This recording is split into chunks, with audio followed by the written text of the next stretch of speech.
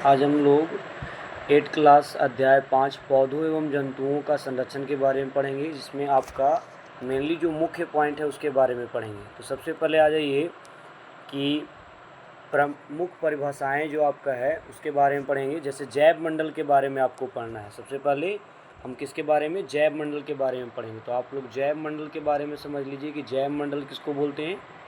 बोल रहा है पृथ्वी का वह भाग जिसमें सजीव पाए जाते हैं। बोल रहा है पृथ्वी का वह भाग जिसमें सजीव पाए जाते हैं अथवा जो जीवन यापन के योग्य हो, यानी कि वैसा क्षेत्र जहाँ पर हम अपना जीवन यापन कर सकते हैं वो क्या कहलाता है, जैव मंडल। ठीक है, और उसका सबसे बड़ा एग्जाम्पल क्या चाहिए, पृथ्वी है। और इसके आगे आइएगा जैव विविधता। जैव विविधता क्या होता है, तो पृथ्वी पर जितने भी प्रकार के जीव पाए जाते हैं उनमें कुछ न कुछ विभिन्नताएं पाई जाती है। तो जैव विविधता के बारे में पढ़ेंगे। पृथ्वी पर पाए जाने वाले, यहाँ पर आप देख सकते हैं जैव विविधता का परिभाषा। ठीक है, जैव विविधता का आपका परिभाषा ध्यान दीजिएगा।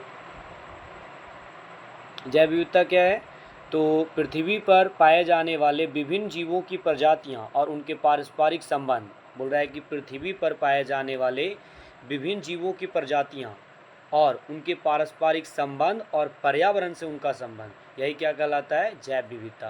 यानी कि किसी जीव का पर्यावरण से हो गया या उसके पारस्परिक संबंध, यही क्या कहलाता है, जैव विविधता। ठीक है, उसके बाद नेक्स्ट पॉइंट पर चलते हैं। हम लोग क्या चीज़ पढ़ेंगे, वन्य जीव अभ्यारण्य। ये आपका जो नेक्स्ट पॉइंट है ये आपका क्या चीज़ है, वन्य जीव अभ्यारण्य। तो वन्य जीव अभ्यारण्य के बारे में आ जाते हैं। ठीक है, तो वन्य जीव अभ्यारण्य में आ जाइए। तो इसके बारे में पढ़ना है आपको।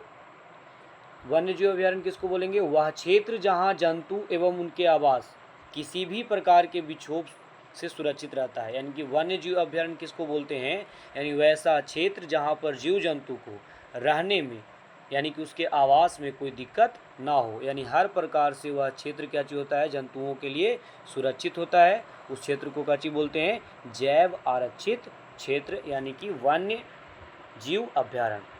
उसके बाद आगे आ जाइएगा राष्ट्रीय उद्यान। आपका अगला पॉइंट क्या चाहिए, राष्ट्रीय उद्यान के बारे में जानेंगे हम लोग। तो राष्ट्रीय उद्यान में आ जाइए। राष्ट्रीय उद्यान क्या है, वन्य जंतुओं के लिए आरक्षित क्षेत्र। बोल रहा है कि वन्य जंतुओं के लिए आरक्षित क्षेत्र जहां वे स्वतंत्र रूप से आवास एवं प्राकृतिक संसाधनों का उपयोग कर सकते हैं, उसको बोलते हैं राष्ट्रीय उद्यान।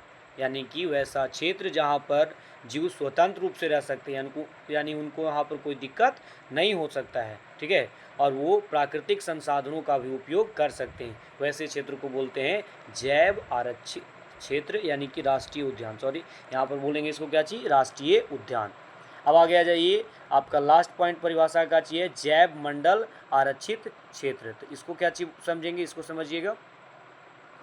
बोल रहा है कि वन्य जीवन, पौधों और जंतु संसाधनों और उस क्षेत्र के आदिवासियों के लिए पारस्परिक ढंग से जीवन यापन हेतु विशाल संरक्षित क्षेत्र ही क्या कहलाता है, जैव मंडल आरक्षित क्षेत्र है। यानी कि वैसा क्षेत्र जहाँ पर आदिवासी लोग, ठीक है, अपना जीवन यापन करते हैं। और ये कैसा क्षेत्र होता है, एक विशाल क्षेत्र है। ठीक है, जहाँ पर आदिवासी लोग अपना जीवन यापन करते हैं, ऐसे क्षेत्र को बोलते हैं जैव मंडल आरक्षित क्षेत्र। ठीक है, अब हम लोग चलते हैं नेक्स्ट पॉइंट की ओर, कुछ महत्वपूर्ण तथ्य के बारे में।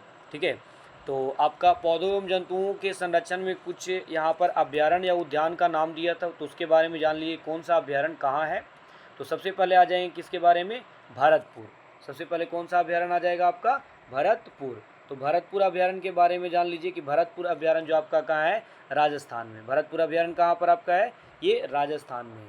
ये जो आपका भरतपुर अभ्यारण्य है ये कहाँ है, राजस्थान में। ठीक है, उसके बाद आ जाइएगा काजीरंगा अभ्यारण्य। काजीरंगा अभ्यारण्य कहाँ है आपका, असम में। काजीरंगा अभ्यारण्य जो आपका है वो कहाँ पर पाया जाता है, असम क्षेत्र में पाया जाएगा। ये जो आपका हो गया काजीरंगा अभ्यारण्य। ठीक है, तो ये कहाँ पाया जाता है, असम वाले क्षेत्र में। ठीक है, इसको नोट्स कर लीजिएगा। ठीक है, ये आपका छोटा छोटा पॉइंट बनाया गया है ताकि आप आराम से पढ़ सकें इसको। अब चलते हैं नेक्स्ट पेज पर। चलिए अब आ जाइए, दो और आपका अभ्यारण्य या उद्यान दिया गया है, उसमें एक आपका है लोकचाव। ठीक है, लोकचाव अभ्यारण्य। तो लोकचाव अभ्यारण्य के बारे में जान लीजिए कि लोकचाव अभ्यारण्य कहाँ पाया जाता है। तो लोकचाव अभ्यारण्य जो आपका है वो कहाँ पाया जाता है, मणिपुर में। लोकचाव अभ्यारण्य कहाँ पाया जाता है, मणिपुर में। ठीक है, उसके बाद चौथा आपका लिखाया गया है ग्रेट निकोबार बायोस्फीयर रिजर्व। बोल रहा है ग्रेट निकोबार बायोस्फीयर रिजर्व जो है आपका कहाँ पाया जाता है, तो ग्रेट निकोबार में ही। ठीक है, अब इसमें नोट करने वाला बात क्या चाहिए कि नोट में आ जाइएगा कि भरतपुर पक्षी अभ्यारण्य जो जिसका नाम अब बदल कर क्या चीज कर दिया गया, केवलादेव राष्ट्रीय उद्यान के नाम से इसको जाना जाता है। भरतपुर पक्षी अभ्यारण्य जो है इसका नाम बदल के क्या कर दिया गया है, केवलादेव राष्ट्रीय उद्यान। ठीक है, ये आपका यहाँ पर हाईलाइट पॉइंट है, इसको याद कर लीजिएगा कि भरतपुर राष्ट्रीय उद्यान जो था आपका अभ्यारण्य था उसका नाम बदल के क्या कर दिया गया है, केवलादेव राष्ट्रीय उद्यान। ठीक है, अब नेक्स्ट एक और आपका है लोकचाव।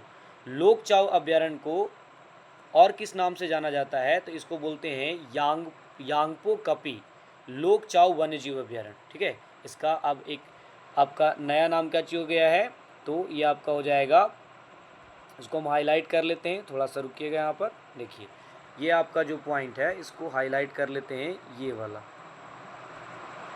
देखिए, ये आपका पॉइंट याद आपको कर लेना है।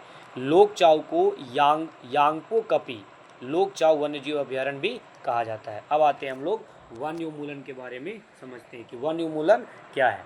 ठीक है, तो वन्य उन्मूलन का अर्थ समझ लीजिए। तो वन्य उन्मूलन के बारे में समझते हैं, यहाँ पर इसको हाईलाइट कर लेते हैं पॉइंट को। ठीक है, अब इसके बारे में समझते हैं।